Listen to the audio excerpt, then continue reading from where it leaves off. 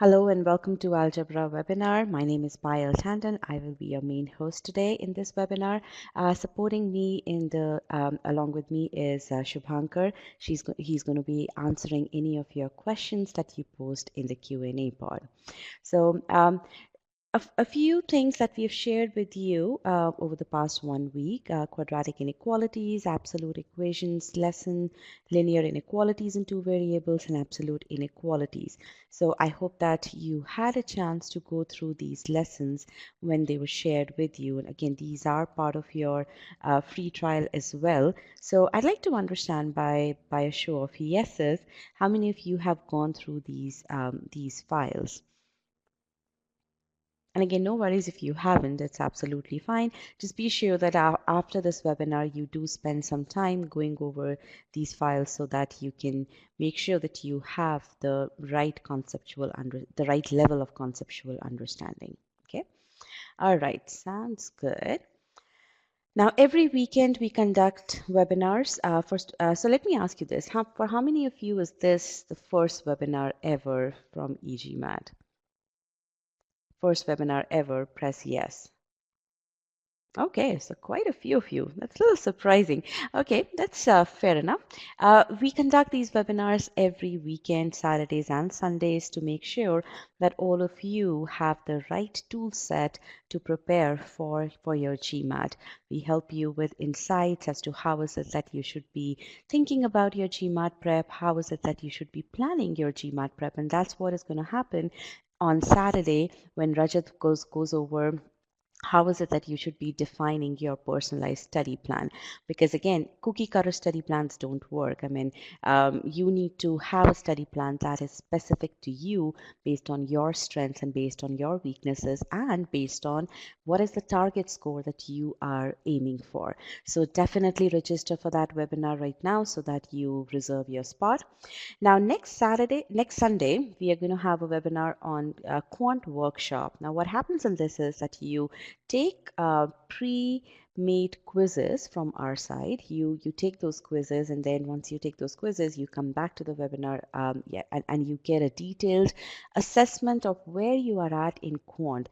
You not only get to know about your conceptual ability, you also get to know about how well can you apply those concepts to solve questions. So if you are starting off with your quant prep, or let's say you are halfway through your quant prep and you want to know where you're at, or at whichever stage of quant preparation you are in, this workshop is a very ideal workshop. It's truly ideal because it gives you where you're at in terms of your GMAT quant preparation. So definitely register for quant workshop as well. So I'm going to keep this over here right now while I look at your responses for this poll. When do you plan to take the GMAT? All right, so very few. So majority of the class is actually taking the GMAT beyond 1 month from now, which means that you have ample amount of time to study. So that is really good.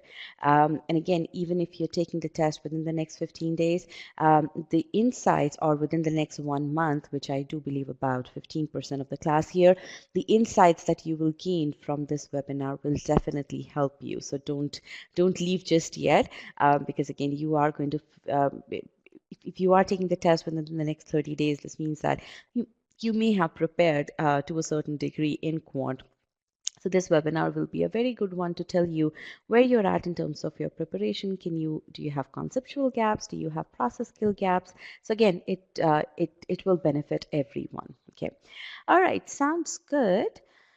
And let's get right into it. I'm going to change the layout of this presentation. So the screen will take a couple of seconds for the screen to stabilize at your end. And the moment you start seeing Algebra Quant Live session on your screen, please press yes. That way I know that the screen has stabilized at your end. Okay, sounds good. Now, so just a couple of housekeeping tips. Any question, so I ask lots of questions. We are going to solve lots of questions. I think about 10 questions in all. We're going to solve those questions, but it's not just, so I don't just seek responses on those questions. I ask lots of questions about how do you approach this question? Were you able to do this step and whatnot, right? So the questions that I ask, I want your, you should put the responses to those questions either in the yes no poll or in the short answer poll that you see. The questions that you have from me or from Shubhankar, I want you to post those questions in the Q&A pod here, okay? Because again, when I am in the flow of the session, I may not be able to respond to each and every question that you ask. So again, Shubhankar will be supporting us for that. So please, any questions that originate from you, please post those in the Q&A pod so that you get the response from us, okay? All right. Purpose of this session, again, primarily to tell you how is it that how skilled you are in applying the concepts on GMAT level questions. And again, I wouldn't be teaching you the concepts. Teaching concepts have been covered in our concept files, and that's the reason why we share those concepts files with you through the entire week leading up to the session, so that you go through those concept files. Now, I understand you may not have gone through these files, but you may already have a good understanding of concepts pertaining to algebra. So with a show of yeses, how many of you feel at least, let's say, uh, 70% confident in your conceptual understanding of concepts related to linear inequalities? We won't be dealing with equations. This session is primarily in terms of linear inequalities, quadratic inequalities, and absolute value equations. Yeah, that's the only equation that we will be discussing. Okay, so majority of the class is skilled with it, so that is nice. Okay, okay. Now again, I will be alluding to those concepts. So in the beginning, we are going to take a couple of easy questions. So you will get to know, okay, what are certain conceptual gaps. But primarily, the focus of this session is going to be on the process of solving questions. So I want you to make a note of those. I want you to make a note of any key takeaway. And again, very frequently, I'm going to be asking you, periodically, I'm going to be asking you what are certain takeaways, because again, the more you absorb that, the more you write down your those takeaways from questions, the more they would get embedded in your mind. Okay. All right. Progression, we will go through warm-up quiz. These are going to be primarily conceptual based questions. Problem solving type questions may or may not have all 5 answer choices. Again, primarily just to make sure that what kind of conceptual understanding you have and identifying any possible gaps. Then we'll apply those concepts on in the context of the GMAT. We'll go over 5 problem solving questions and 3 data sufficiency questions. Okay. All right. I have a question in the Q&A pod. Quite often, I do take certain questions. The question is, I'm already with e-GMAT, haven't started with inequalities yet. Is this the same as in the course or a boosting? This is not included in your course. So again, the content that you'll discuss over here is I would say, boosting content is in your own terminology. So yes, do attend this webinar, and after this webinar, as I said, start with the inequalities module in your course. So this webinar is going to set the context of how is it that you should be going through that module, or what specific stuff you should focus on while going through that module. Okay. All right. Can you please share the concept files? I just started following e-GMAT. Yes, the concept files are included in your free trial, so definitely access those through your free trial. Okay. All right. So let's come back to the session. Warm-up section, basic questions on algebra. We'll give you feedback on your conceptual understanding. All right. So let's get going. Everyone has a pen and a paper ready? Yes or no? Very, very important. I know this sounds very trivial, but it's very, very important. Pen and a paper ready.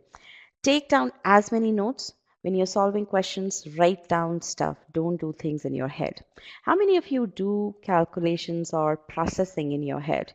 Or how many of you prefer to do processing in your head, thinking that, you're going to save on time, because if you write, you're going to take more time? Okay, I want that to change. That's the first change I want you guys to implement. I want you to write down stuff because when you write down stuff, that stuff gets more embedded in your mind and your brain is able to do processing a lot better because now the brain is not storing information that you could utilize a pen and a paper to do. Okay, so start writing stuff. Okay, so here's your first question. Go through it, solve this question. I'm going to give you a poll to put in your responses.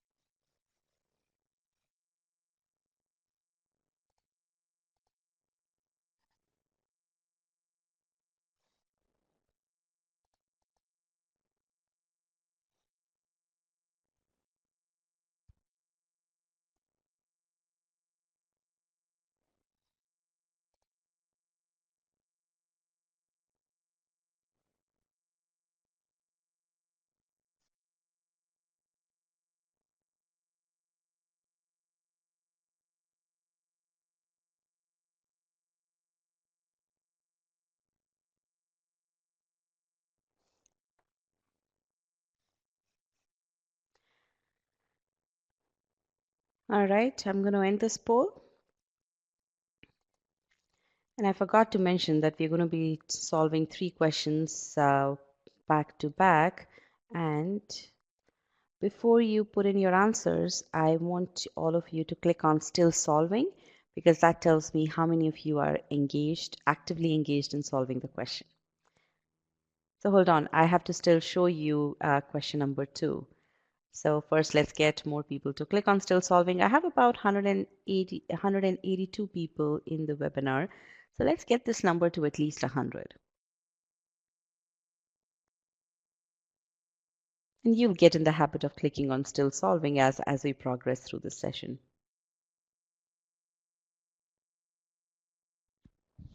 Okay, I think I can live with that. Let's get going with question number 2. There you go.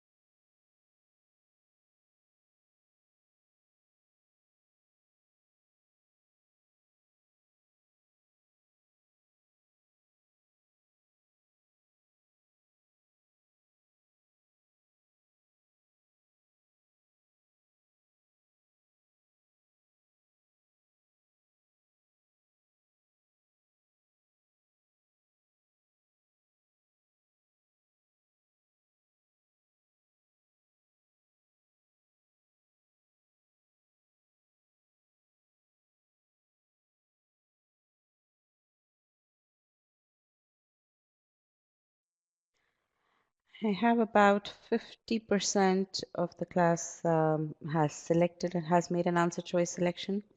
Let's increase that a little bit more.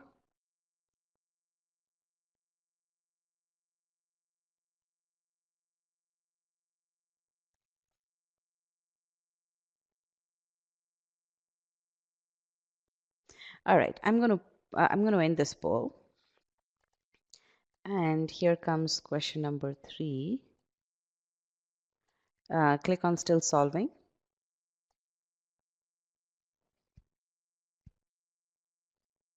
Good. The number is increasing more, is increasing faster now. Good. All right, here you go with question number 3.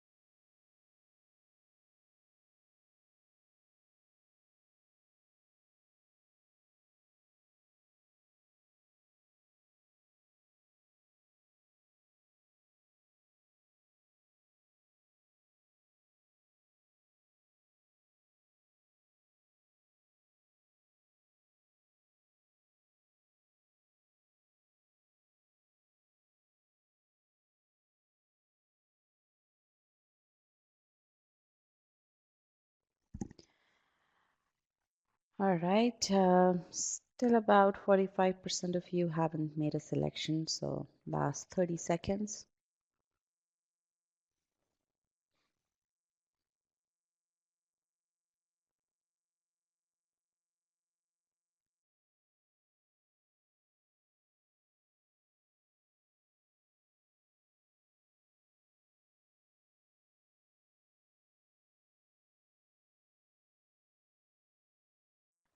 All right, I'm going to end the poll now. So tell me, how was the experience?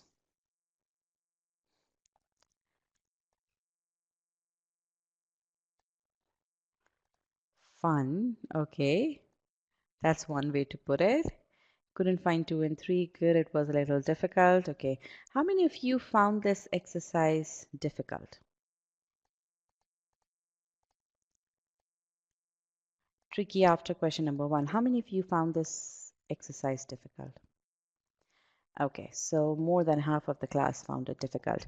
Now, as I said earlier, these questions are conceptual level questions. Okay, so um, if you, the fact that you found these questions difficult, and we'll go over your responses to these questions as well, all these facts add up to my conclusion that you have conceptual gaps when it pertains to these concepts in algebra. So I want you to take this as a feedback from my side that you need to work on your conceptual ability, on your on that lack of conceptual clarity. You may know how to solve an inequality, but you don't know it enough that you can solve a system of inequalities with ease. Okay, so that is the feedback that I'm giving to you without even discussing these questions, just based on the fact how you perceive these questions and how much time you took to answer the questions and the accuracy on those questions. Okay, now let's go into the first of all, does the feedback make sense? Do you guys agree with the feedback? And I will be going through these questions in detail so that you can see what I mean, where I'm coming from. Okay, good. I'm glad. Now, how should you bridge those conceptual gaps? As I said, these files are there in your free trial, e-GMAT students. You have all these files, conceptual files as well as application files in your course. Go through them properly. Your goal should be to have 100% or more than 100% clarity in the conceptual understanding. Okay. All right. So Let's delve into our first question. First question, yeah, for the first question, the accuracy was pretty high. Let's get the first question here. And again, which is what quite a few of you said, that it started to become tricky after the first question. So first question is simple linear inequality. All we have to do is rearrange the terms and we will get to the answer. Okay. So, okay, I have a question in the Q&A pod. Is this webinar made for someone who hasn't started their quant prep? Not quite. If that were the case, I would be sitting here and teaching you concepts. This webinar is basically the goal. As I said, the goal of this webinar is to teach you applications. So right now, we're just going over certain concepts, certain questions that gauge your conceptual ability. And once we do that, we're going to move forward through the application, because both those things are crucial to your preparation. How good are your concepts and how good is your application of those concepts. So coming back to this question, what is the range of values of y if 4y plus 10 is greater than minus y? So simply you move minus y to the left side, you then combine, you do the operations, and what you get is, then you move 10 to the other side, what you get is y is greater than minus 2. So basic knowledge of inequalities, and almost everyone got this question correct, okay, except for a few people here. Okay, so nothing major happening here. Now let's take a look at question number 2. Question number 2 is when things started to go a little bit downhill. What is the range of values of y if these two inequalities in x and y hold true? So essentially now you have a system of two linear inequalities in two variables. Okay, all you have to do is now process this information to find out the range of y. Okay, the question is not asking you about range of x, the question is only asking you about the range of y. So what you'll do is you will bring these inequalities in similar form. So what you're doing over here is both of these have greater than sign, which is good. So now you have minus 2x over here. Let me get a pen here. You have minus 2x here. Your goal should be to remove the variable x, right? So you're manipulating these two inequalities so that you get directly to the range of y. So that's what you do. You multiply this entire inequality by 2. You get 2x minus 2y is greater than minus 6. Now you simply add up the two inequalities, and you can do that because these two inequalities have the same sign. So you can add up the inequalities when the inequalities have the same sign, and what you end up getting is y is greater than minus 2. Now only half of the class was able to answer this question correctly. So where did the other half falter? Uh, what was it that didn't allow you to solve this simple question correctly?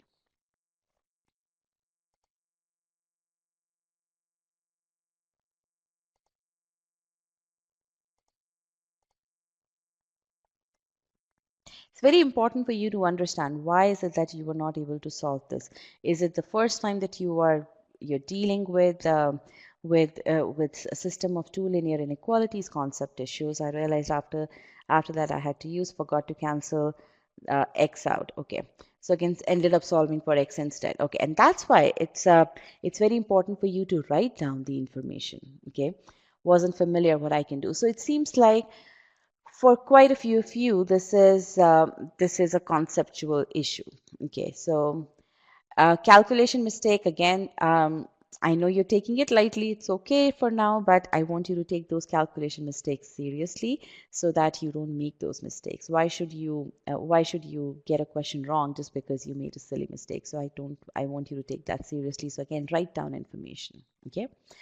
All right. So let's move on to our third question. How many non-negative integral values of m does the two given inequalities satisfy? Okay, so let's take a look at these two inequalities, and I need to know how many non-negative integral values of m. Now, what are not, so we'll get to that part, but first, basically we need to find out the range of m first, and then we need to figure out what is the answer to this question. So for that, we need to cancel out n from both the inequalities. And what we simply do is both have the same sign, greater than. So all I have to do is add up these two inequalities. What I end up getting is minus 4m is greater than minus 10. Now, will the answer simply be 4m? Will I be able to simplify minus 4m is greater than minus 10 as 4m is greater than minus 10? Is this correct?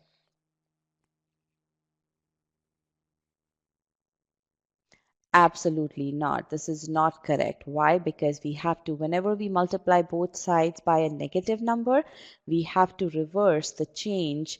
We have to reverse the sign of the inequality. So this is absolutely wrong, and I'm glad that everyone answered this question correctly. Okay, so the correct thing over here is we have multiplying both sides by minus 1. So we have to change the sign of the inequality. It has to be 4m is less than 10, because for me to get rid of this minus sign on both the sides, I have to multiply both sides by minus 1.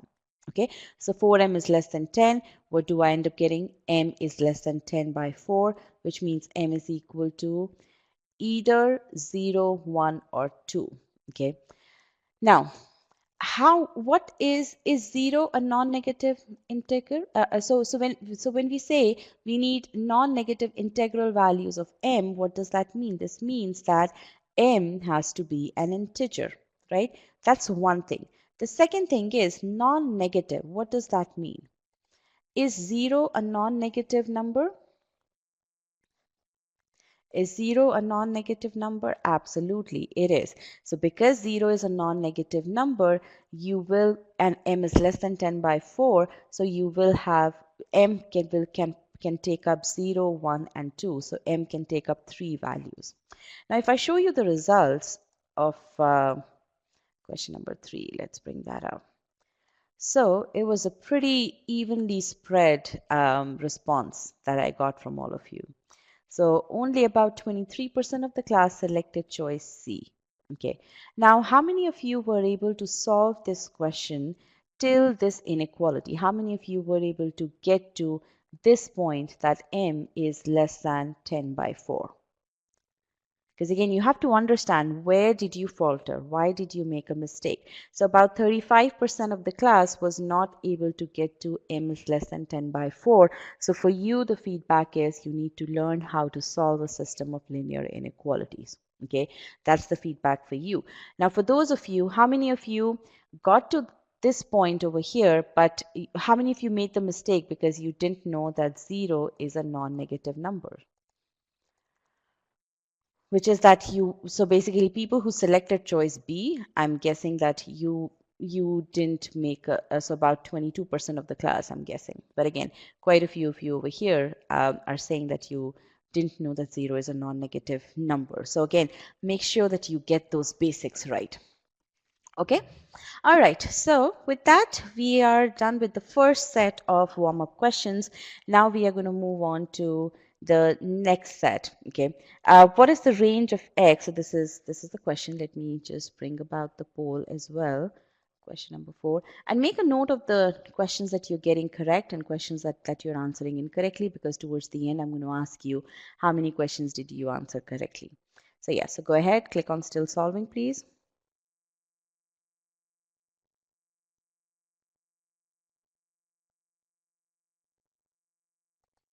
Okay.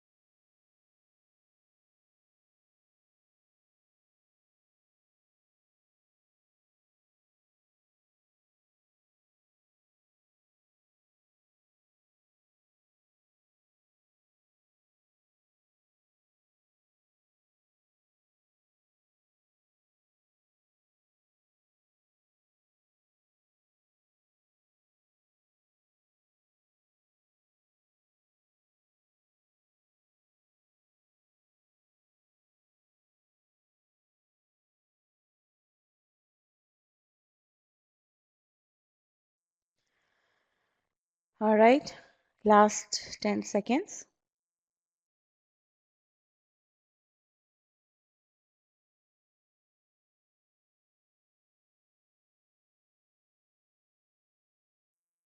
Okay, I'm going to end this poll. And here comes question number 5. Can you please click on still solving?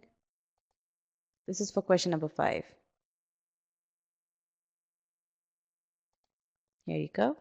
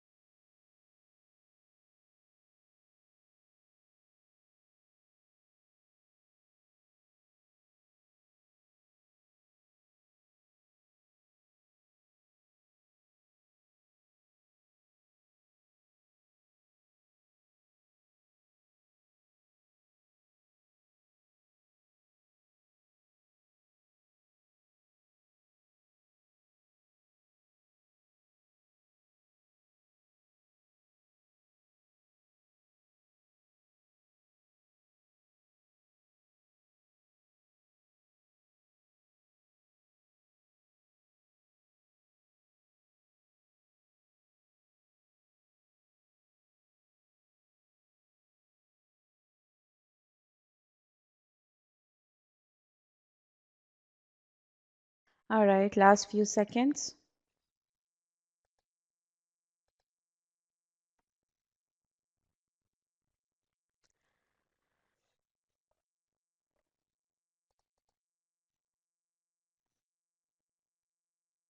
Okay, I'm going to end the poll now. Let's discuss question number 4. The accuracy for this question is a little over 50%. Now we are dealing with, so till question number 3, we were dealing with linear inequalities. Now from question number 4 and question numbers 4 and 5 deal with quadratic inequalities. So how many of you felt that, you were not very clear about quadratic inequalities? How many of you felt that way? Yeah, and that's pretty evident in the amount of time that you took to solve these questions and also your responses. So again, these are all easy questions, very basic questions. The fact that you were not able to solve these, the fact that the accuracy is only 52% shows that there is a conceptual gap here. So again, the remedy to all of that is go through the e-GMAT concept files. Okay.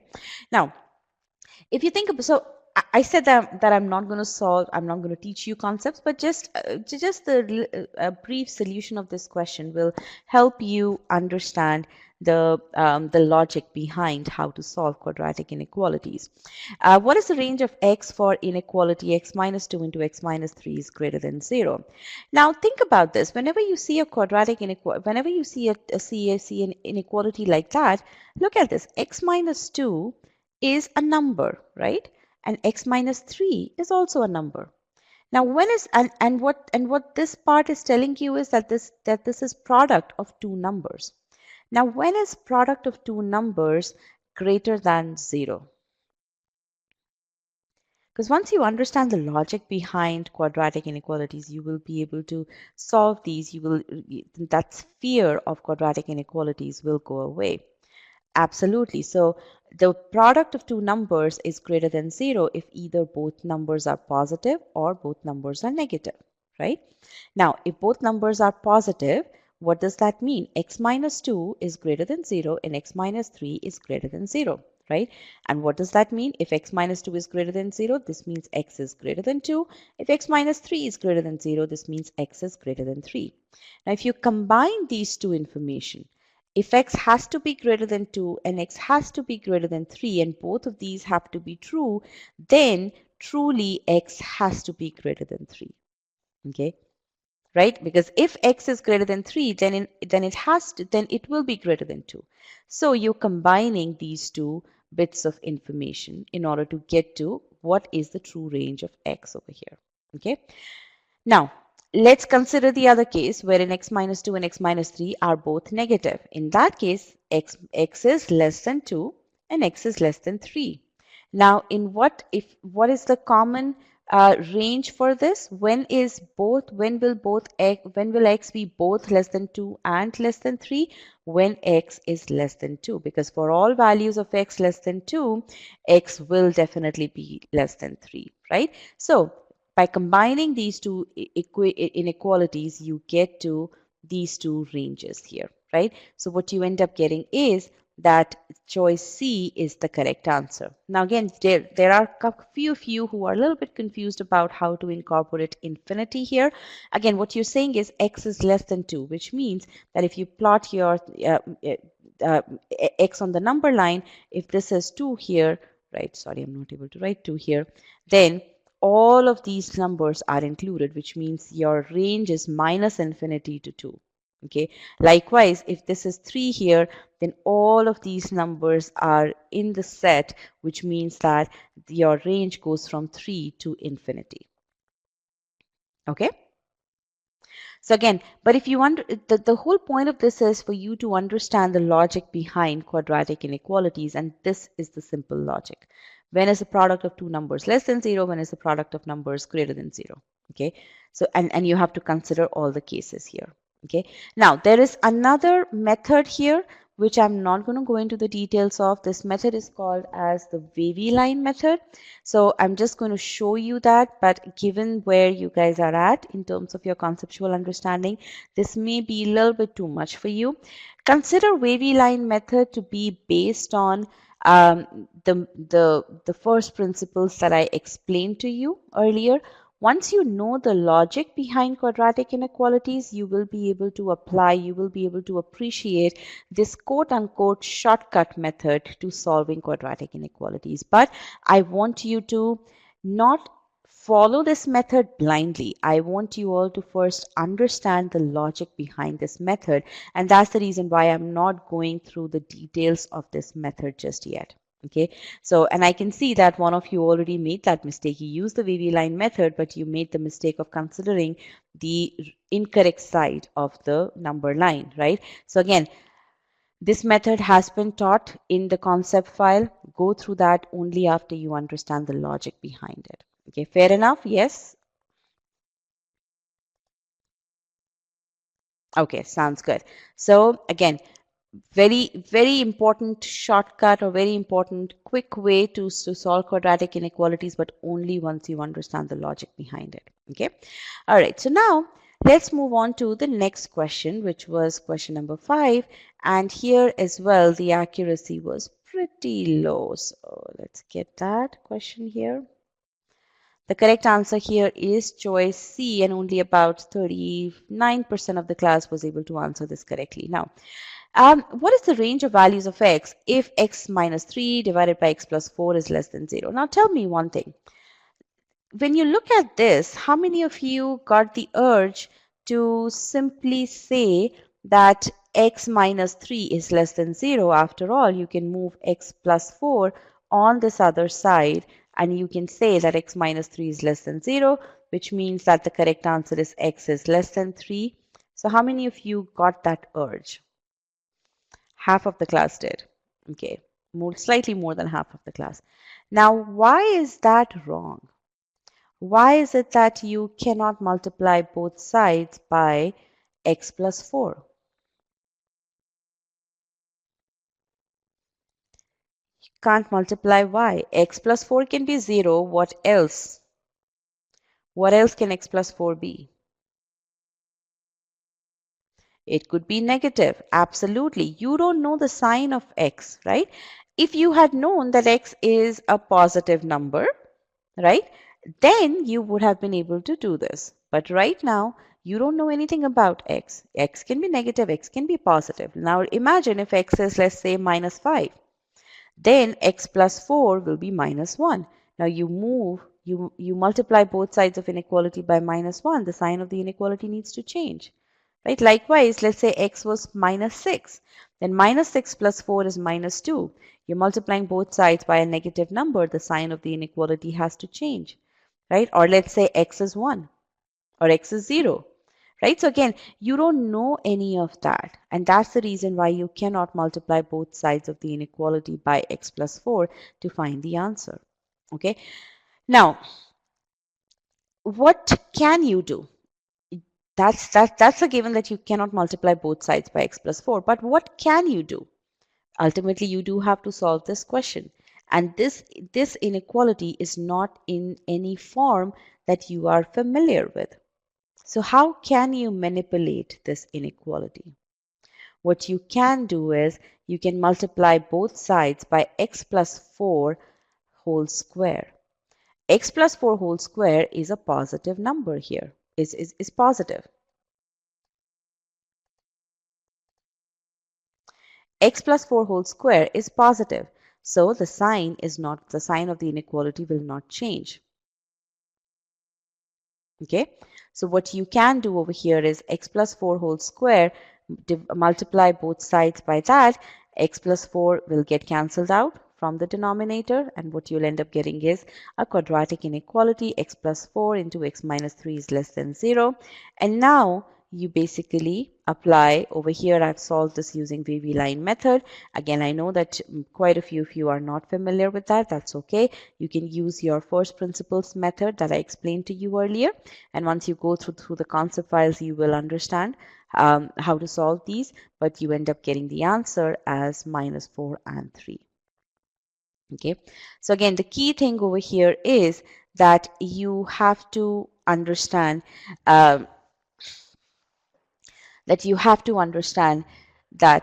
again, x is less than minus 4. X is not less than or equal to minus 4. Okay, so that's one thing.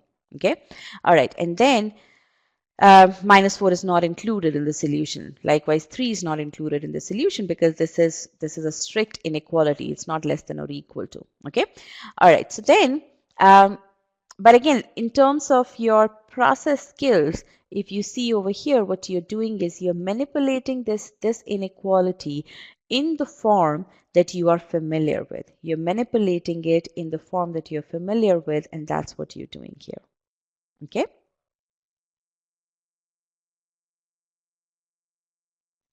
So I have a question, why is D not correct? D is not correct because again, it is between minus 4 and 3. So this is the segment that you are concerned about. And again, I'm not going to teach you that here. I understand that you are not familiar with quadratic inequalities. Again, take this as a given. I'll be sharing the PDF with you. After you go through the concept files in the course, you will be able to appreciate. I want you to solve these questions again on your own. Okay? And then you'll be able to understand that. Okay. Yes, so I have, I know a few of you are asking me this question. In the last problem, we took values outside of the parabola. Yes, we did, because the inequality was positive, was greater than 0. Now the inequality is less than 0, and that's why you have to take all the values under the number line here, under the inside the parabola. Okay. That's okay, guys. Don't get anxious. It's fine. Just you take this feedback right now that you need to work on these conceptual issues. Okay. Right now, just assume that those are certain gaps that you have. You are going to fix those gaps, and then you're going to solve, and then you're going to come back to this webinar. Okay. All right, so now last question. This question, I hope that you guys do get correct. It's a simple absolute value inequality. Let me share the question here, the poll here. Go ahead, if you could please click on still solving.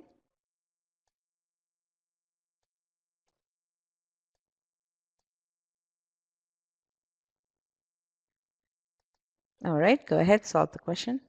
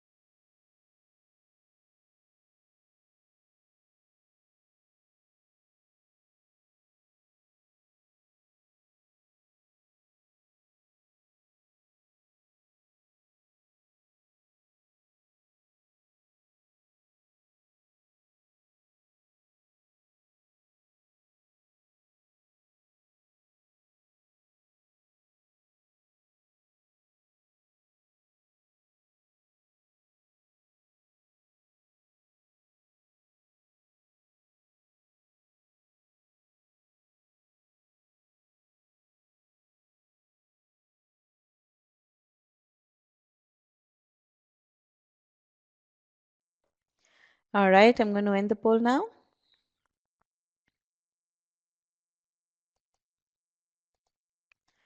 Okay, so choice C is the correct answer, and majority of you have answered it correctly, answered this question correctly.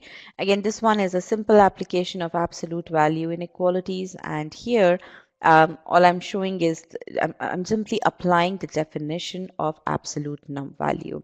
So if x plus 3, if I simply substitute x plus 3 as z, what I get is mod of z is less than or equal to 5. And what does that mean? If I visualize that on the number line, it's basically the distance from 0 so distance from 0 and minus 5 and distance from 0 and 5 is equal. So essentially what I get is this is the range. This number line shows this range over here, and I simply replace x plus 3 back into it, and I get my answer as minus 8 is less than or equal to x is less than or equal to 2. So again, a simple, if you understand absolute value inequalities, this would be a simple question for you to solve. Again, what I'm doing is I'm manipulating this inequality here, and then I'm inferring the information based on what I get here. Okay, so there's another way to solve this as well. As I was talking about, distance is less than or equal to 5 from minus 3. So again, yeah.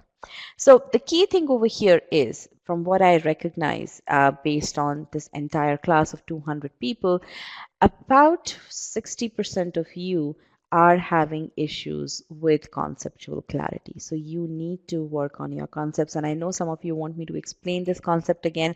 That is not the intent of this webinar. The intent of this webinar is working on the application. So unfortunately, I cannot explain these concepts to you, but as I've already told you repeatedly, go through the files in your free trial, and if you are already an e-GMAT student, in your algebra course, and go through those concept files. You will be able to get to that 200% conceptual clarity.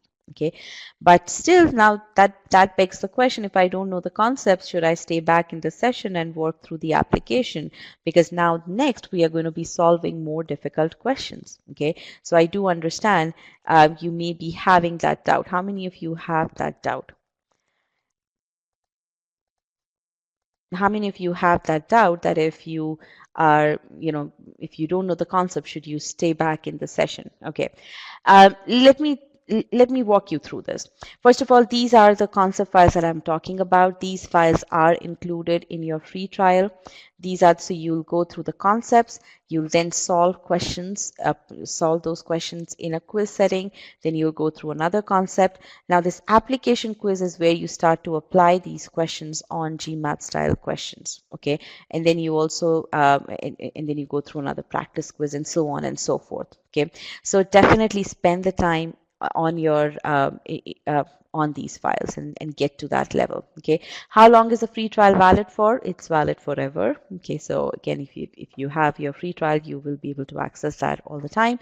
But I would want you guys to to upgrade to the course so that you get all this content, because the free trial doesn't contain everything from algebra. Okay, all right.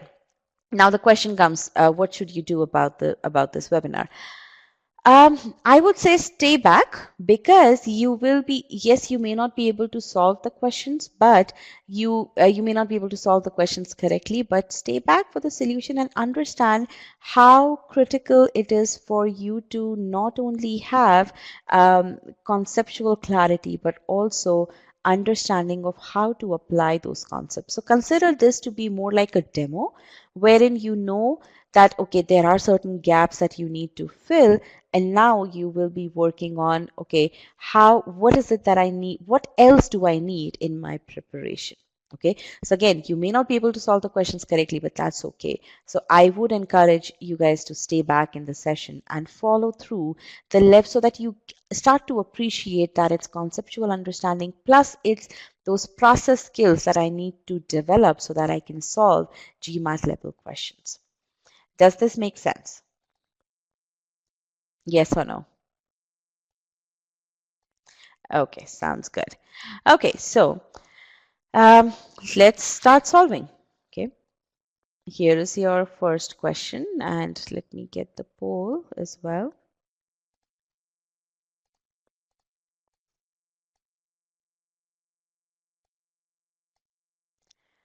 So can you please click on still solving?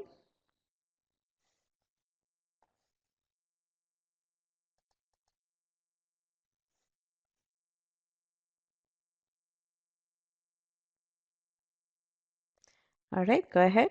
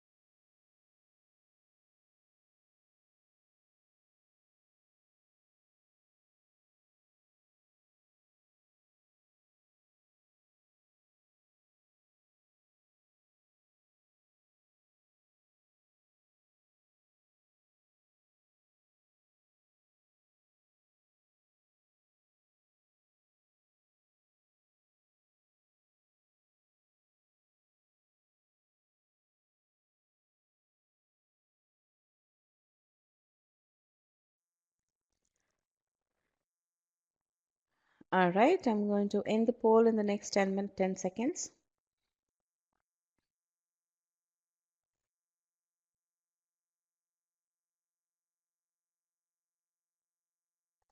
All right, not bad for this question.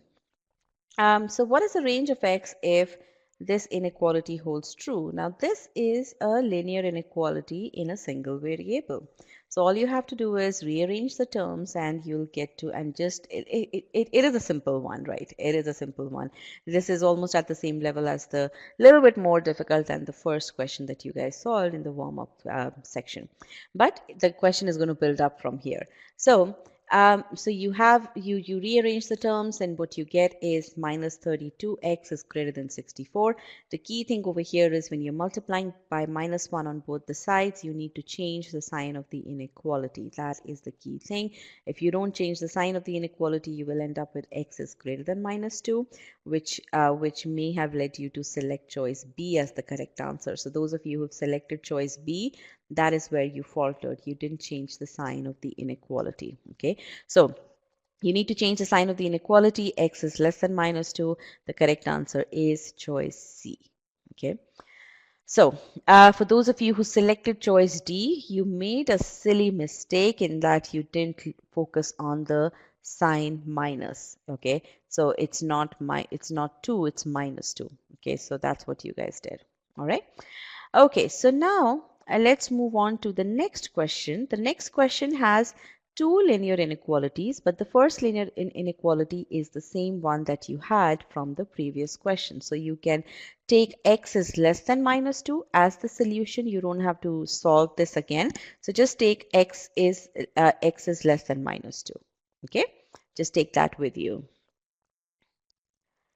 So the answer should have been x is less than minus 2. Yes, it is x is less than minus 2. We're just expressing it in the range form with including infinity, negative infinity. Okay, so for the next question, let's get going and let me open this up.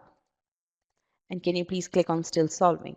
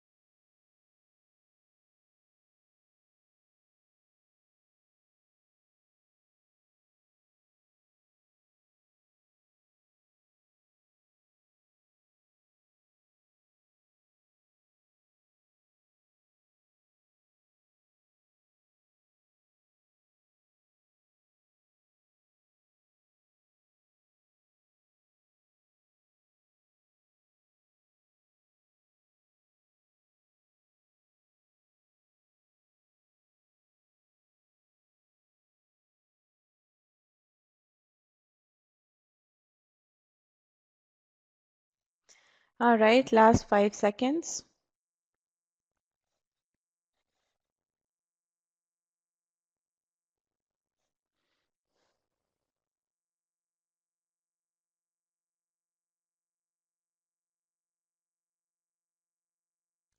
Okay, I'm going to end the poll now. It's very interesting results. Oops.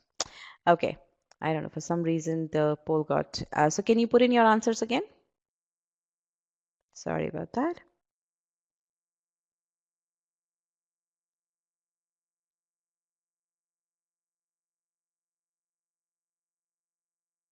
Okay, I think this is good.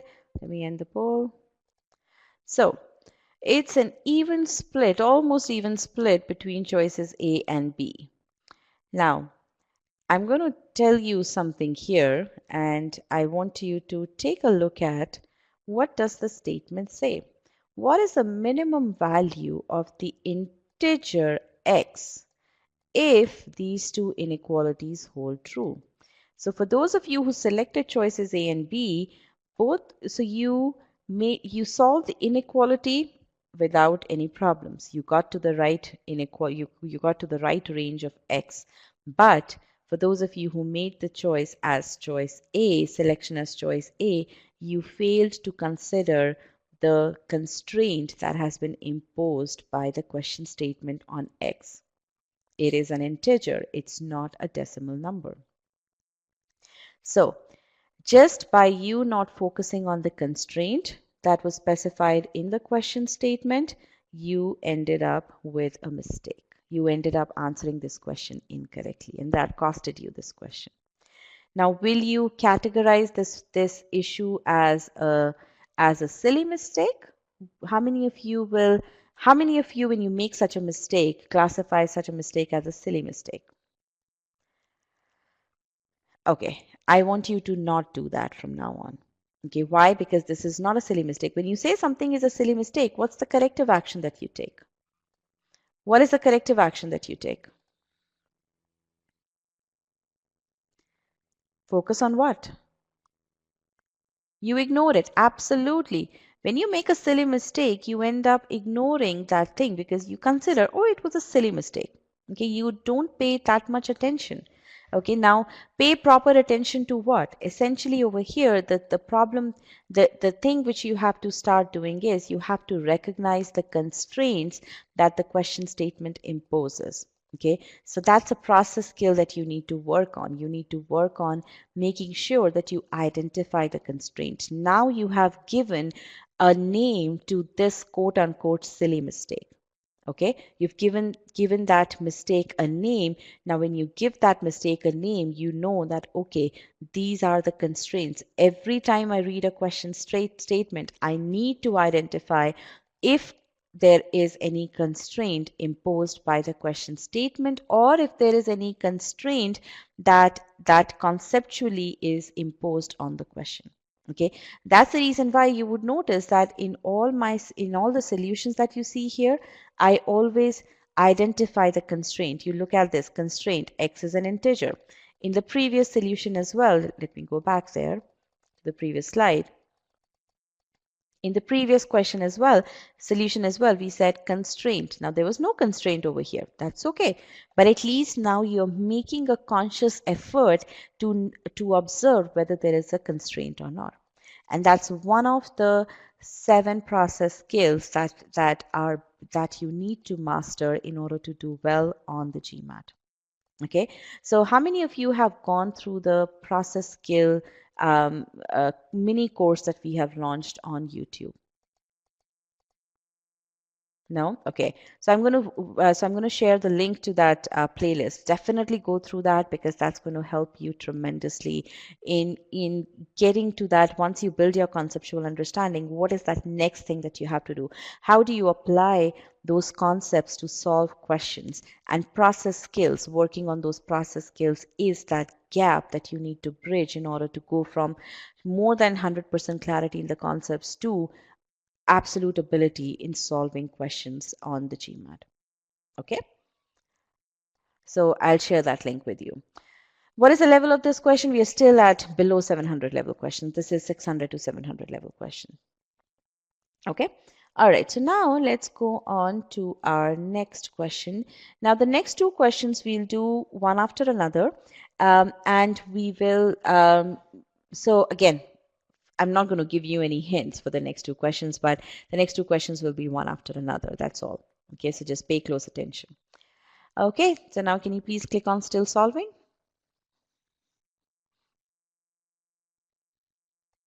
Just to get a pulse of the class. I know after the warm-up section, you guys were a little bit disheartened. I could get that.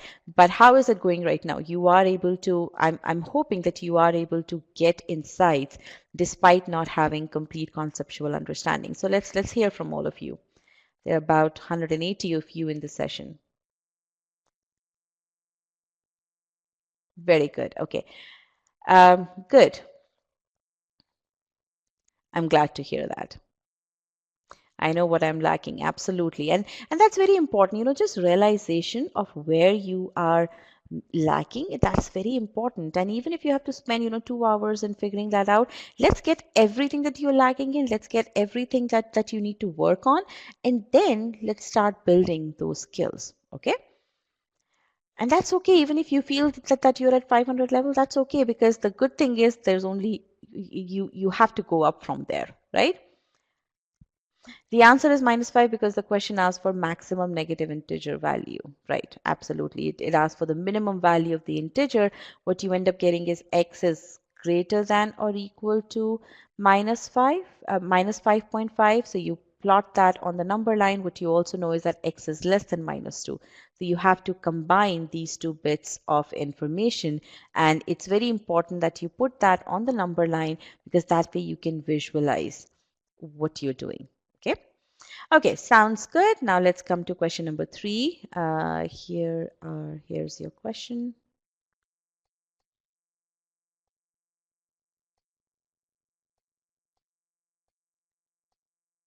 Go ahead.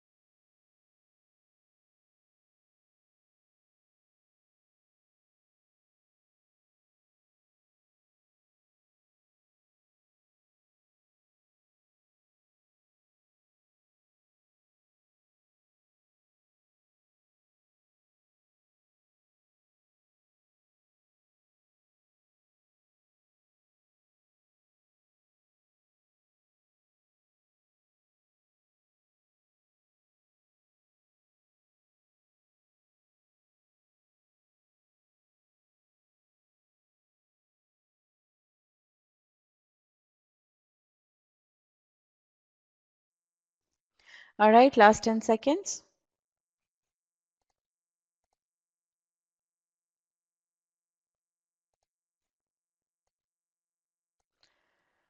Okay, I'm going to end this poll.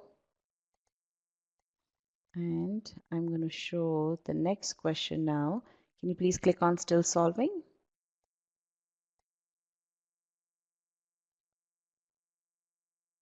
Okay, and here comes your next question, question number 4.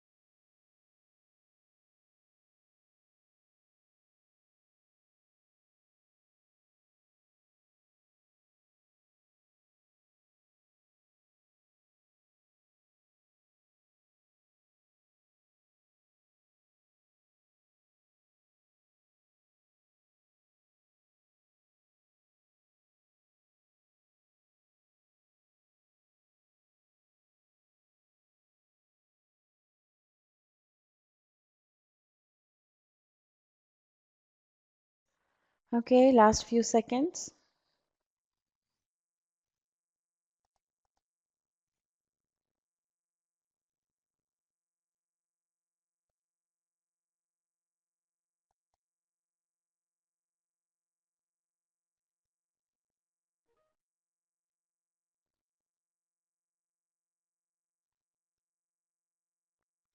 All right, I'm going to end the poll now.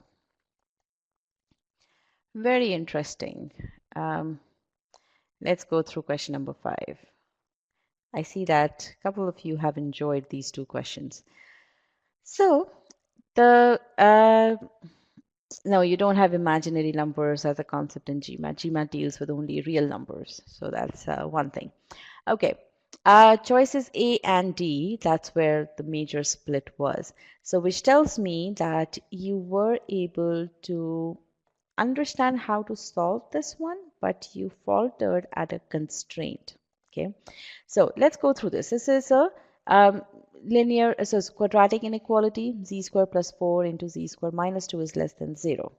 Now, the thing that I want you to understand is the variable here is z squared. It's not x, it's it's a square of a number.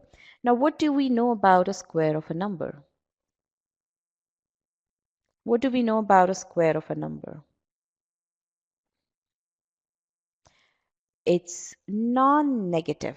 Okay, it can never be negative. Yes, it's always non-negative. So I want you guys to use precise terms. When you say it's positive, you are assuming you then you then infer you with the inference that I can draw from it is that z squared can never be 0. That's not the case, right? So it's always non-negative. Okay, so that's one thing. Now, there is a constraint that is listed over here that z square is non-negative. Okay. Now, remember, I told you about figuring out the constraints first. Now, is this constraint that z square is non-negative, is it stated in the question statement? Yes or no? No, it's not stated in the question statement, and that's exactly what I told you earlier, that you have to make a note of all the constraints that are specified in the question statement, as well as constraints that are imposed by the concept itself. Now here the concept is that you're dealing with a square of a number, right? So you have to here the constraint is that z square is a non-negative number. That's a conceptual constraint. So again, very important to identify not only what's explicitly given, but also what is inherently true based on your conceptual understanding. Okay, is this point clear? Yes or no? Because I want you to write this down in your scratch pad and in your takeaways, that constraints are specified both in the question statement and are conceptual in nature. Okay, and you have to be privy to both kinds. You have to pay attention to both kinds of constraints. Now, z square is greater than or equal to 0, which means that z square plus 4 will always be greater than 0. So this term will always be greater than 0, right? Now remember, when we solved quadratic inequality in the warm-up questions, we said, okay, in what scenario will the product of two numbers be greater than 0? Now here you have product of two numbers less than 0. So in what scenario will the product of these two numbers be less than 0 when you know that this number is always positive? Tell me.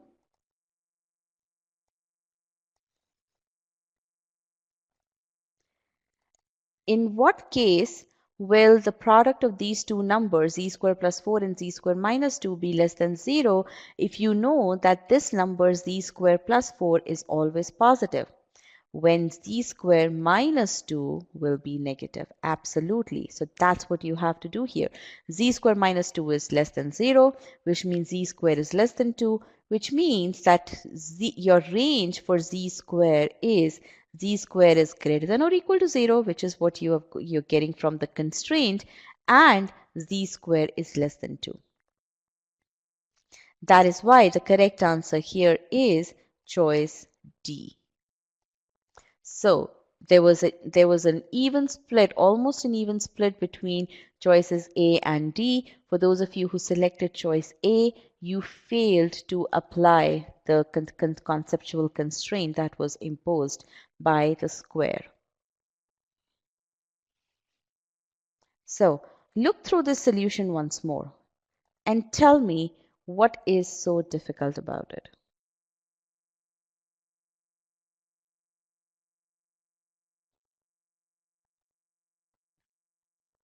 Yes, absolutely. If the question asks for the range of z, then it will be, then the answer choice will be C, and that is a faltering point. So can you have to make a note of what is the question asking you? The question is asking you for the range of z square, not for the range of z. So very good point.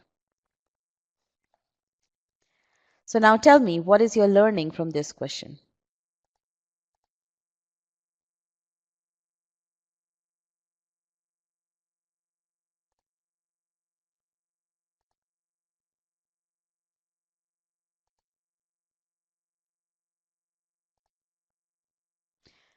Be mindful of the constraints. Okay. I appreciate your comment about how great this session is going. I'm really happy about that. Note down the constraints, implicit versus explicit. Absolutely. Absolutely.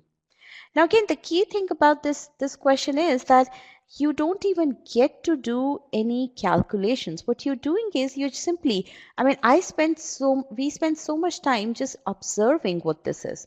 We didn't even get to do a whole lot of manipulation or anything. I mean, we said, okay, what is given to us? So look at the thought process that you should have gone through, or that you should go through while solving such questions. Okay, you look at it, okay, I need the range of values of z square. I need to focus on z square. Now, what is z square? Z square is a square of a number. A square of a number is always non-negative, right? And then you basically say, okay, z square is greater than or equal to 0, right? And then you basically come back to the quadratic inequality and you say, okay, this is always positive, non-negative. So this has to be, the other term in the product has to be less than 0, right? So that's how, and then you get to, okay, now you start to do the manipulation and then now you get to the answer. But there's so much that goes on without you even, doing any calculations or doing any manipulation in such questions. Okay?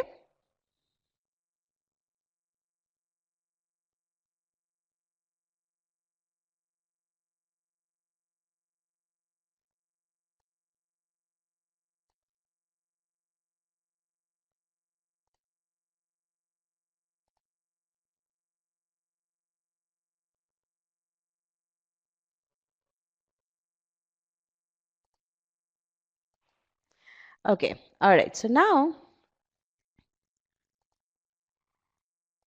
let's move on to our next question here. Question number 4. So let me bring that poll. Now this question, quite a few of you did well here, which is good. So here we had to simply, now what all we did was we added a constraint here. We said, okay, z is an integer. Okay. Now if z is an integer and you already have the range of z from the previous question as 0 is less than or equal to z square is less than 2, then z can be either 0 or 1, right? So because it's an integer and z square could be 0 or 1, right? The correct answer here is choice 2. Okay, so relatively straightforward. So let's do a quick overview of questions. Okay, it can be -1. No, it cannot be -1. Why? Because you have this constraint that z square is a non-negative number. That's why it cannot be -1. Remember your constraints very well. It's an integer, but you already have a constraint that z square is a, yeah,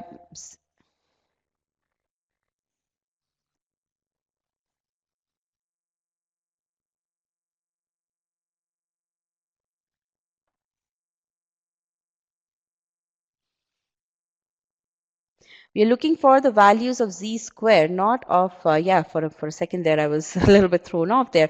You're looking for the values of z square, not of z. Okay, and that's very important to understand. What is it that you're looking for? Okay, z can be -1, absolutely, but we need the values of z square. Okay.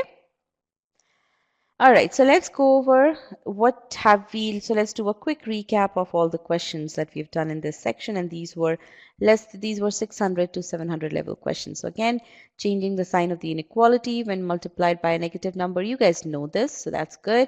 Perfect square is always non-negative. This is something which you guys need to keep in mind, greater than or equal to 0. Again, wavy line method, this is something which you need to learn. Once you go through the concept files in your free trial and in your course, you will be able to learn that. Then manipulation, we basically brought the equation into a known form, focusing on the constraints, reading the question statement properly. What is the answer you're looking for? You're looking for the range of z square, values of z square, not z. Okay, so again, very important, and I'm glad that all of you have been able to identify these or do appreciate these. Now we're going to go into 700 level questions, which means same concepts, but applied a little bit more, need to be applied in a more strategic fashion, and you need to be more diligent. Okay, so just increase your diligence a notch up, okay, and focus on the stuff, build on what we have learned in this session. Okay, so here's the first question. The first question is two linear inequalities. Again, just take your time. I'm not going to time you. I haven't been timing you at all. Just take your time to solve this question. Do it step by step. Don't skip a step. Okay, so let's click on still solving, and then we'll get going with it.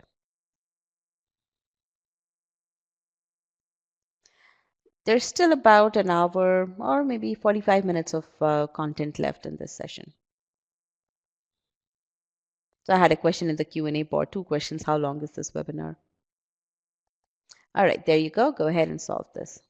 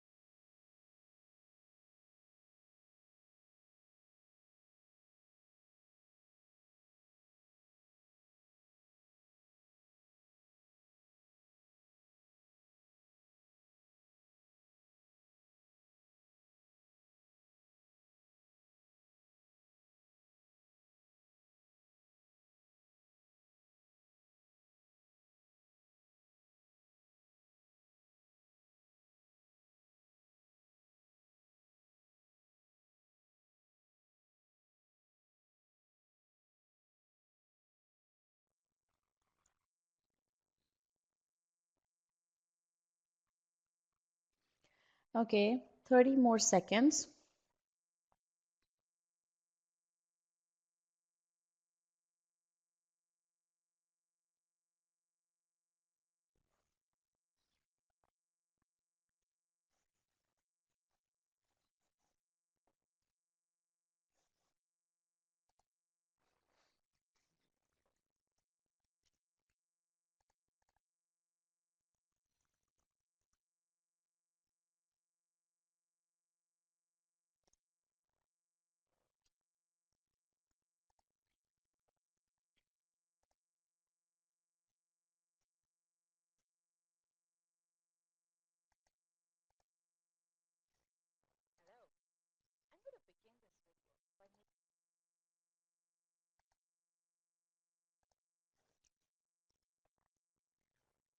All right, I'm going to end the poll now. So, how was this question? How many of you were not happy about this question, or you found this question difficult or not within your reach? Very easy, tricky, interesting. Okay, let's get a yes no poll here. How many of you found this question tricky?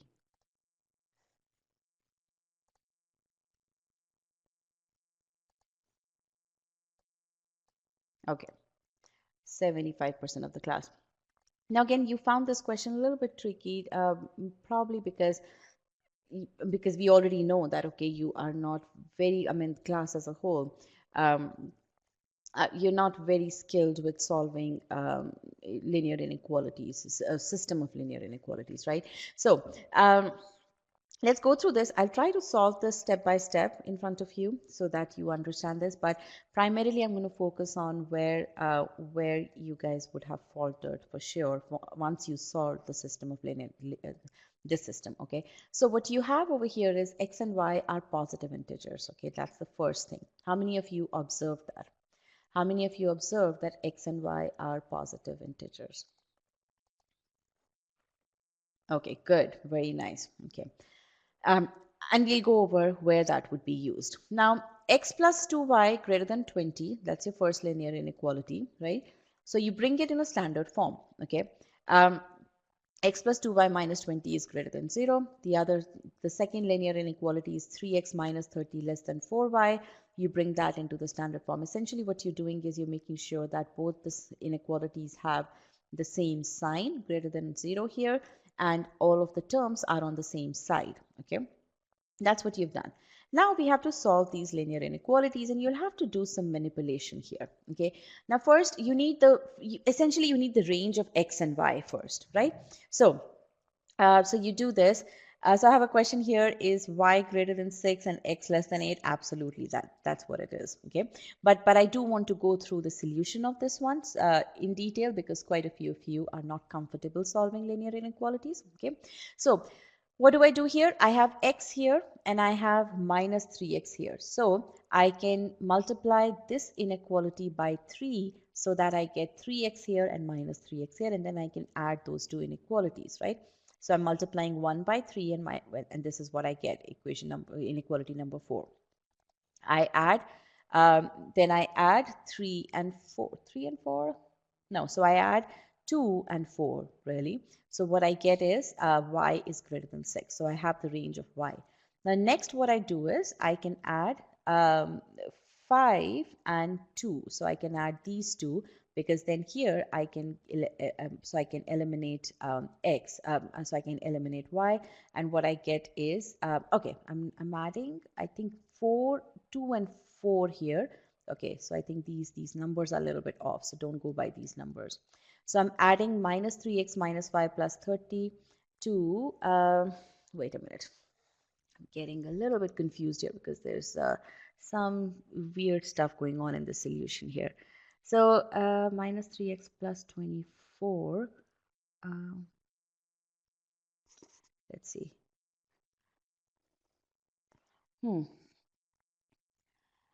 Okay, so the next thing that you could do is x plus 2y is greater than x plus 2y minus 20 is greater than 0.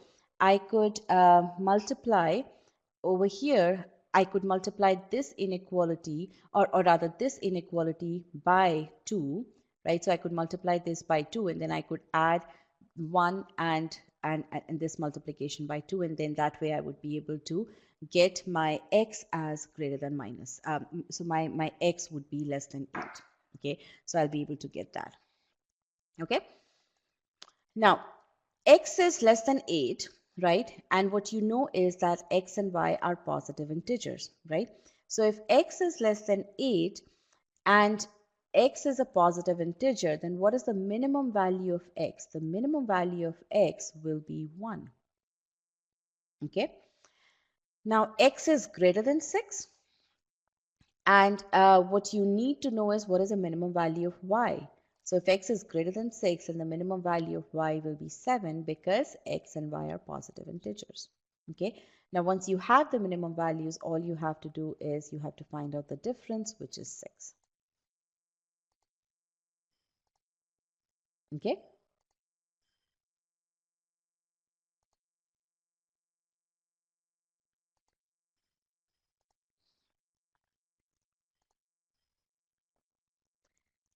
Again, this number, what you figure, okay, what you're saying is this doesn't satisfy the inequality. Again, minimum value of what you're saying is what are the minimum values of x and y.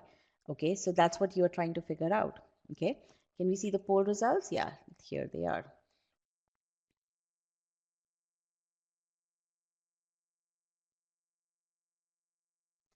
So the correct answer here is choice E. Why is x not 0? Because x is greater than 0. It's a positive integer.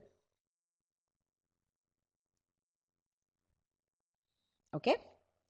So again, solve this system of inequalities on your own. Take your time, do the manipulation that is required, and then just focus on the constraints that are there. Till this point over here, till you find the ranges of x and y, it's a straightforward manipulation that you need to do. Okay. Beyond that, it is once you get these two ranges, beyond that, you need to now apply the constraints that x and y are positive integers and get to the minimum values of x and y. Okay? All right. It says the positive difference between minimum values of x and minimum values of y.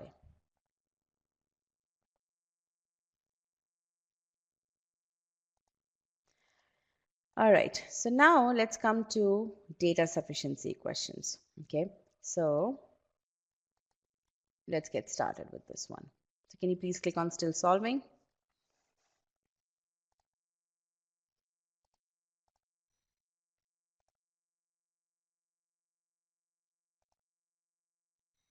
Okay, let's go ahead.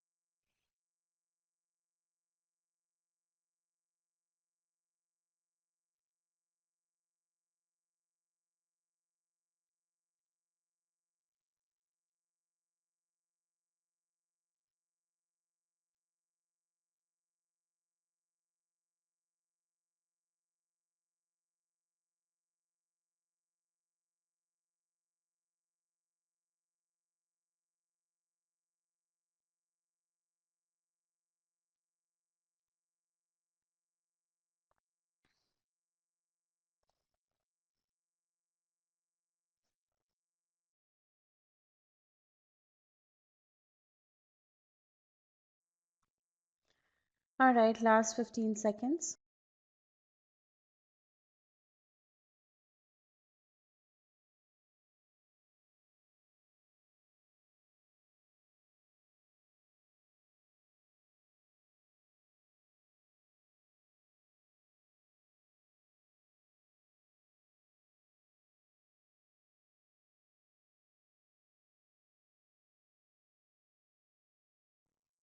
All right, I'm going to end the poll now.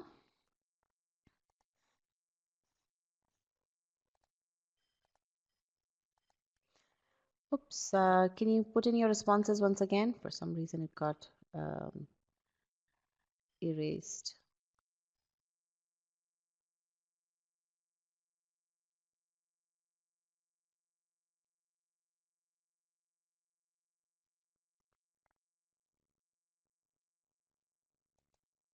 Okay, I'm broadcasting the results. So choices A and E and C. It's a mixed bag of responses here. Let's go through this. It's a very conceptual question. Is Z positive? That's what we need to figure out. And what's given to us? We're given to us as Z is an integer such that mod of Z is less than 6. Now, in a data sufficiency question, you always should analyze the question statement completely before you move on to the individual statements. Okay, so is Z positive? And what is given to us? Z is an integer. What else is given to us? Mod of Z is less than 6. Now, what can you infer from that? How can you translate this mathematical expression that mod of Z is less than 6 and that Z is an integer into plain English or into more easy to understand language? Absolutely. Minus 6 is less than Z is less than 6. Absolutely. Or in other words, there are 11 possible values of Z ranging from minus 5, minus 4, all the way to 0, then 1, then all the way to plus 5. Absolutely. Okay. Now, this is what we call as a process skill of translating the information. You're not just leaving it up at mod of Z is less than 6. You're simplifying that information further so that you can just understand what is it that we are dealing with here. We are dealing with all these, according to the question statement, Z can be any of these values. And what we need to figure out is Z positive, right? So according to the question statement, Z can have a negative value, it can be 0, or it can be these positive values all the way from 1 to plus 5, right? And what you need to figure out is that can you answer the question if Z is positive or not, given from the information that is given in this individual statements? Okay, so now we come to the individual statement number 1. Mod of Z minus 2 is greater than 3. Now, I'm not going to go into all of this here. Essentially, let's focus on this part of this solution here. Mod of Z is greater than is greater than 3 implies that Z minus 2 is greater than 3 or Z minus 2 is less than 3 or is less than minus 3. Now again, the conceptual derivation has been shown on this side of the presentation, but again, I want you to learn that on your own when you go through the concept files in the trial and in your course. Okay, so for now, let's simply apply that concept. When you apply that concept, what you get is Z minus 2 is greater than 3. Okay. What does that mean? That means that Z is greater than 5. Okay. Now here, Z minus 2 is less than minus 3. What does that mean? That Z is less than minus 1. Now, will you take a look at both of these information and say that, okay, Z can be both negative and positive, which means that I cannot answer the question. Will you say that? How many of you will at this point say that, okay, Z is, according to this, Z is positive, according to this, Z is negative, so I cannot really answer the question. If you will say that, then you haven't followed the process properly. Okay. What you need to also think about is the information given to you in the question statement, in the original statement, that minus 6 is less than Z is less than 6. Okay, this is also given to you. So again, you have to take the information that's given to you in the question statement, add that to the information that the individual statement 1 gives you. Okay, and then see, can you answer the question that has been asked in the question statement? Now over here, according to this, so again, this is saying that z is greater than 5. Now, according to our question statement, can z be greater than 5? According to our question statement? No, it cannot be 5, right? According to the question statement, z cannot be 5 because this is the range that you are dealing with for z, which means that if statement 1 is true, then truly z is less than -1, so z is negative. Is this point clear? All values are negative. Okay, so I think some of you are a bit confused. Okay, let me remove the annotations here and explain this to you again, because this is a very important point about data sufficiency questions. So, are you guys clear till this point here? Till this point here, that z is greater than 5 and z is greater than -1. Are you guys clear till this point?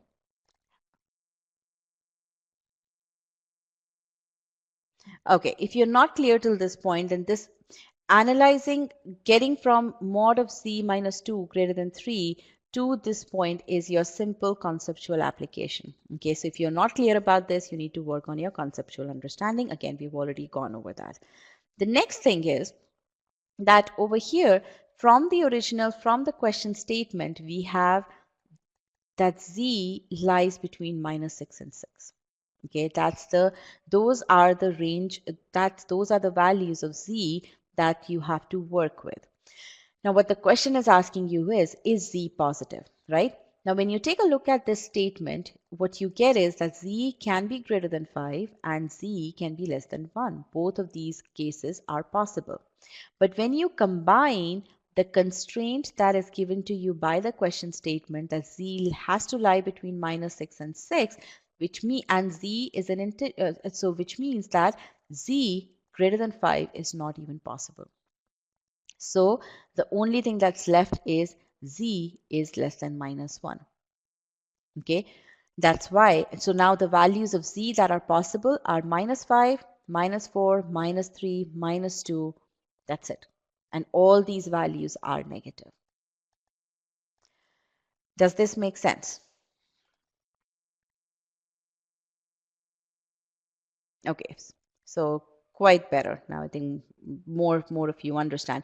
So again, you're going with 11 possible values of z. This is another way to think about it. You're going from 11 possible values of z that included both positive and negative values as stated in the question statement, and you're narrowing it down to simply the values -5, -4, -3, -2. Simply 4 values, all of which are negative. And you're doing this based on the constraints that the statement 1 imposes. Okay, so essentially you have to take these multiple informations, you have to combine them, and you have to draw inferences and see whether you can get to the answer or not. Okay, so statement 1 is sufficient. So choices A or D could be the correct answers, right? Now let's take a look at what statement 2 says. Statement 2 simply says z is +2 or -2, which means that it simply says that z can be positive or negative. The statement 2 is not sufficient, so the correct answer is choice A. So now tell me, what did you learn from this? What did you learn from the standpoint of what you need to build from this question?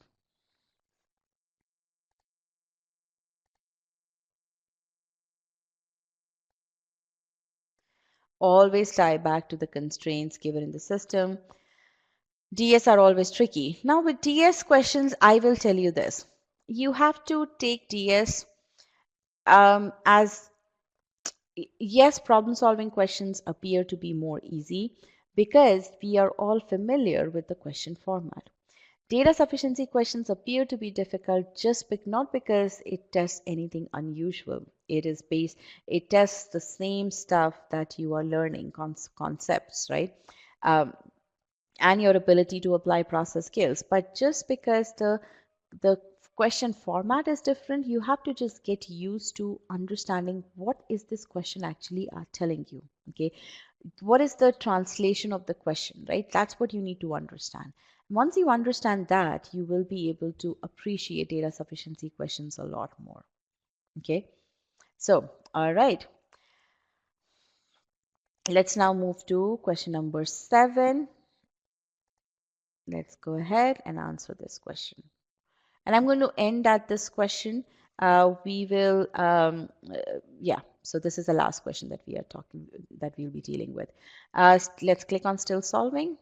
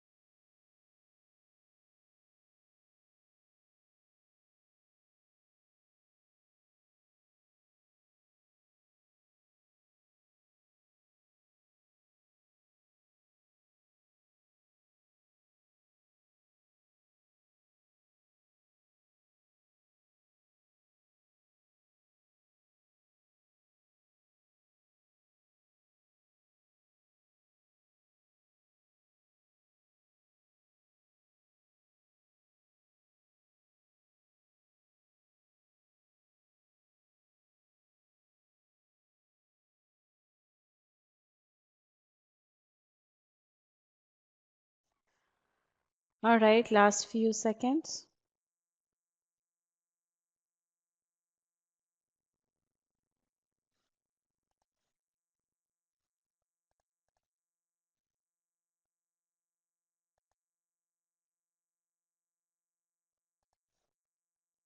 This is a rather interesting question, and you'll realize that there isn't much to it.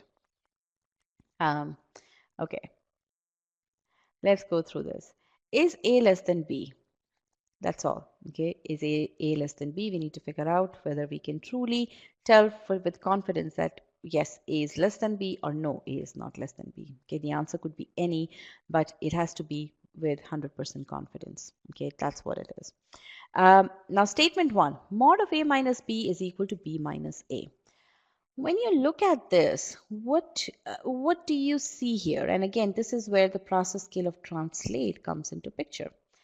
This left-hand side here, mod of A minus B, forget about what is inside it. Okay, it could be, for all you know, it could be mod of X. Okay, it's a mod of a number, right? It's an absolute value of a number, right? So if B minus A, if this right-hand side is equal to modulus of a number, you can then say that this number is B minus A is a non-negative number, right? If B minus A is equal to modulus of some number, whatever it may be, then you can say that B minus A is a non-negative number, which means B minus A can be is greater than or equal to 0. Okay. Now, if B minus A is greater than or equal to 0, there are two conditions possible. One is B is equal to A, the other is B is greater than A, which means that you cannot answer the question that has been asked whether B is greater than A or not, because there is this condition in which B is equal to A. Okay, so again, what I'm doing over here is I'm simply applying my conceptual understanding of what is a modulus of a number, right? And I am, again, over here, it's very important to understand that modulus of a number is a non-negative number. Okay, so it includes 0 as well. Okay. All right, so statement 1 is not sufficient. Now let's take a look at statement 2. A divided by B is less than 1. Now, do I know the sign of B? Not at all, I don't. Now, I do know that if I multiply both sides by a negative number, if let's say B, so case 1 is B is greater than 0, right? If B is greater than 0, then A is less than B. If B is less than 0, then A is greater than B. Okay, so again, I have two cases over here, which means statement 2 is not sufficient. Okay, now I do see that some of you are asking me to repeat statement 1. Tell me how many of you want me to repeat statement 1? Because again, all of you will get access to the recording as well. So, okay, so about 50%, 50-50 split. So let me go through statement 1 once more. Okay. Okay, so let's get rid of the annotations. And let me ask you questions. Okay, so for those of you who wanted me to repeat, I want you to answer these questions. Okay, so tell me, what does this statement say over here? Mod of A minus B is equal to B minus A, right? Now, when a number is equal to modulus of a number, what can you say about that number? Let's say, for example, mod of X is equal to Y, then what can you say about Y?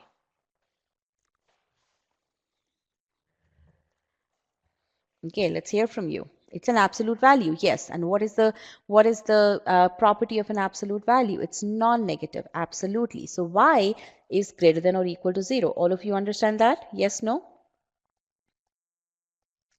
Y is greater than or equal to 0. All of you understand that? That's a simple concept, right? Now, let's apply this concept over here. What does this statement 1 tell us? We should not try plugging numbers. Absolutely not. Because you wouldn't know what numbers to plug in, and you don't need to plug in any numbers. Okay, so just now apply this definition that you understand, this concept that you understand, apply that definition over here. Okay, B minus A is equal to modulus of a number, which means now B minus A is truly your Y in this scenario, right? So B minus A is greater than or equal to 0.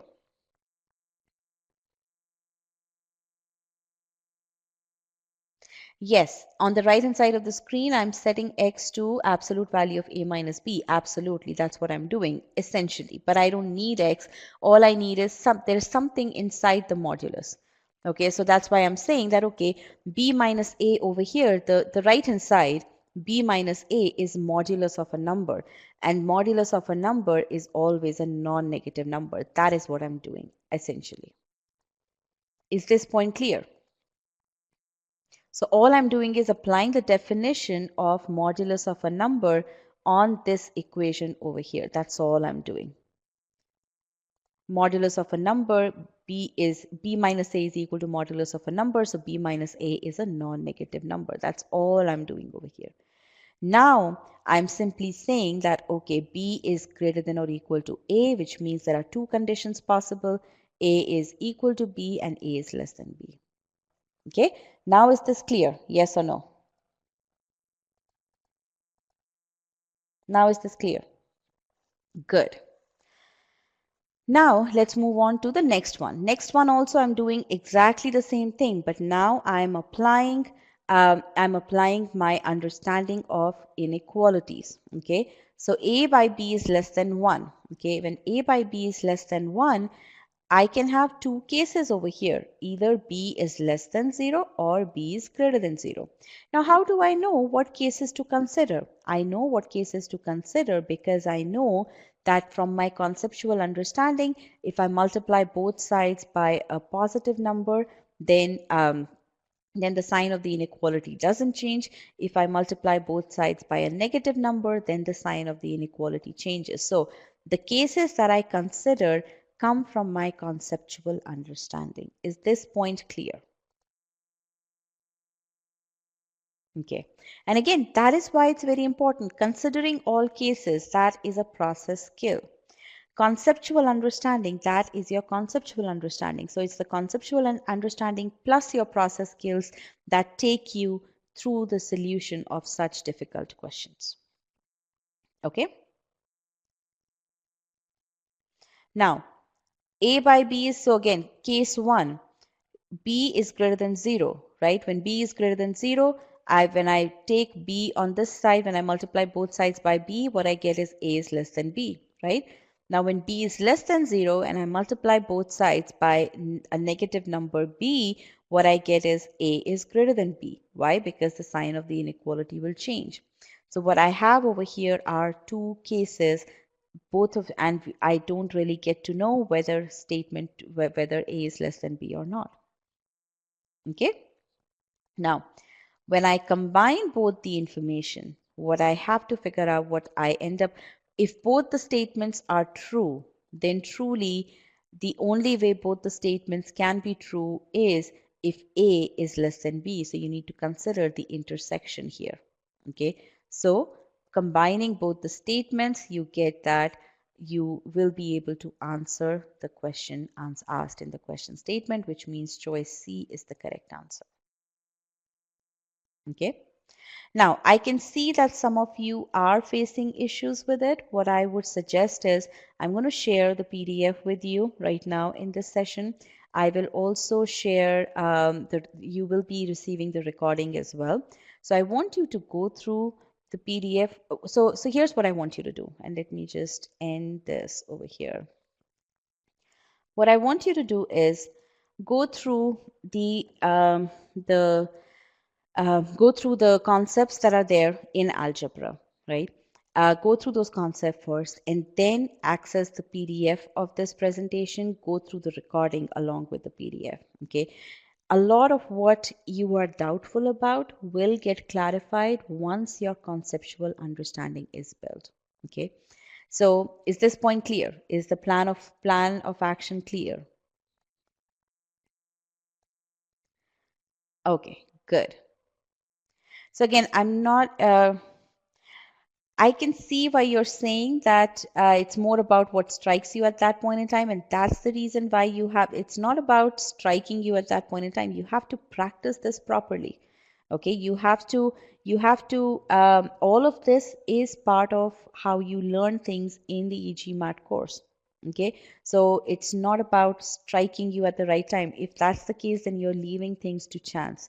You're not practicing in the right way, and practicing thousands and thousands of questions is not going to help you. The right kind of practice is going to help you. Okay. All right. Do I have private tutoring sessions? No, not at all. We basically, whatever I teach you here in these webinars, that's what is included. That's our teaching methodology in our online course, right? So you don't necessarily need a private tutor to learn like this. All of our courses are set up with the same rigor that you see. In fact, even more rigor that you see in these sessions. Okay. I'm not sure I understand what to do when faced with absolute values versus greater than less than sign. Where can I review this? Go through the algebra course. Start from the beginning till the end. You will be able to get it. Okay. This is really helpful. Thank you so much, e-GMAT student. Appreciate that. Thank you for being an e-GMAT student. Will you be running through this exact deck again? Yes, we conduct these webinars on a monthly basis. So again, in a month, we will be going through this again. Okay.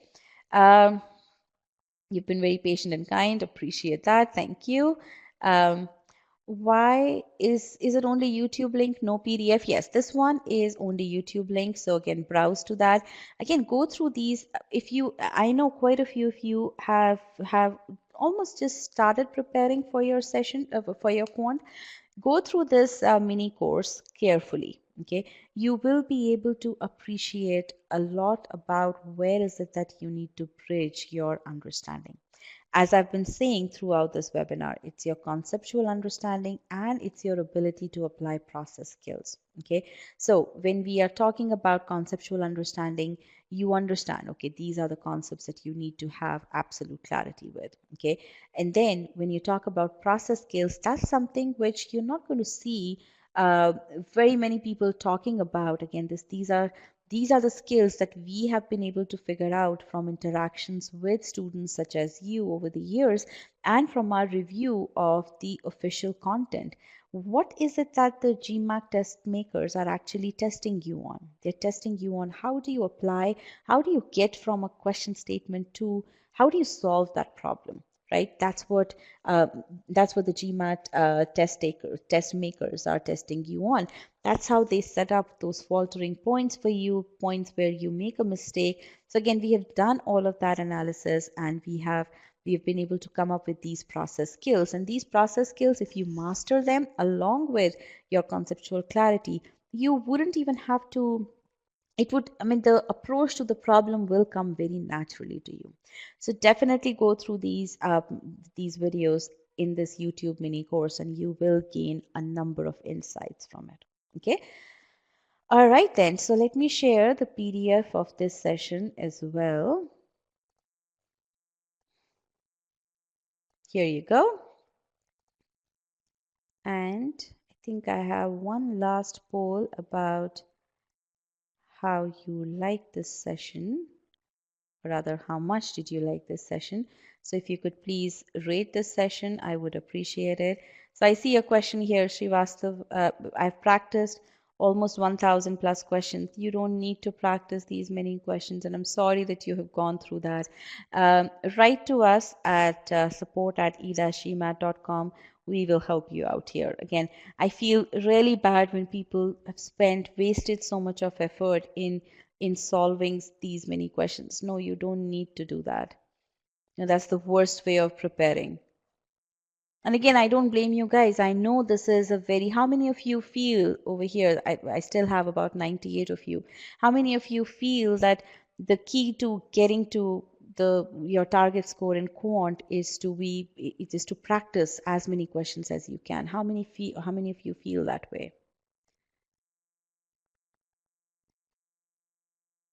Majority of you. And again, that is not at all the right way. If you're learning, why should you have to practice these questions to gain such insights? No, you have to build on your conceptual understanding. Then you have to build on these process skills. Once you do that, you will be able to you'll be able to chart out the path to your solution very effectively and efficiently.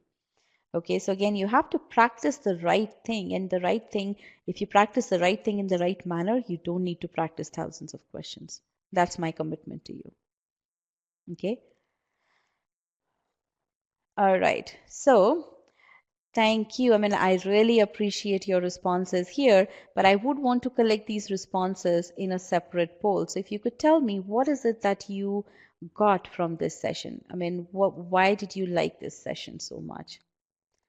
So not takeaways, let me just say here, just hold on.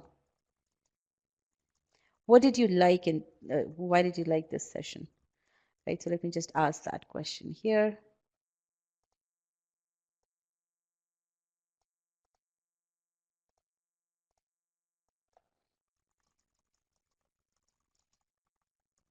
Or what did you like in this session? Because that's really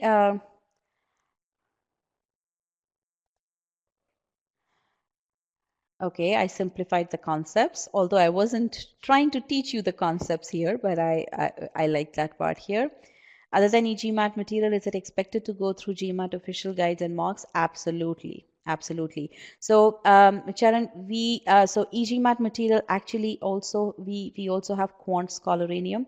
So all of the stuff that the official content is included. You need to have your official guides, obviously, because we cannot publish official questions. So definitely yes. So if you have e-GMAT content, you will go through that, and then at the right time you'll go through the official content as well on the platform itself.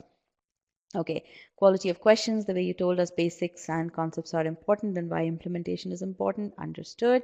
Very nice. You clarified exactly the approach one needs to master the GMAT, interactive. Good, very nice. I'm really happy to hear this from you, to read this. You guys have made my weekend, I can say that. So, all right. Uh, okay, very nice. So, again, just start accessing courses on e-GMAT platform, and you will be able to see similar rigor in the courses as well. Okay. All right then. So thank you very much, and I wish you all the very best, and write to us if you have any questions about how is it that you should improve. Okay. Okay, thank you very much, and yeah, good luck, and bye bye.